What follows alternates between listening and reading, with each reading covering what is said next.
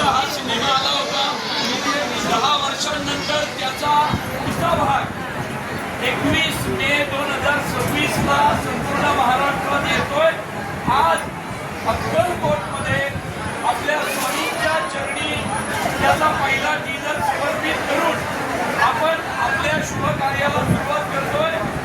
ज्यांनी स्वामींची भूमिका केली ते मोहन जोशी सर स्वतः आहेत आणि गेल्या वेळी राघव शास्त्री होता शास्त्रज्ञ. तसा यावेळी एक शेतकरी महिला आहे ती स्नेहल ही आलेली आहे आणि आपण आज आपला टीजर प्रदर्शित करतोय. स्वामी समर्थ महाराज की जय.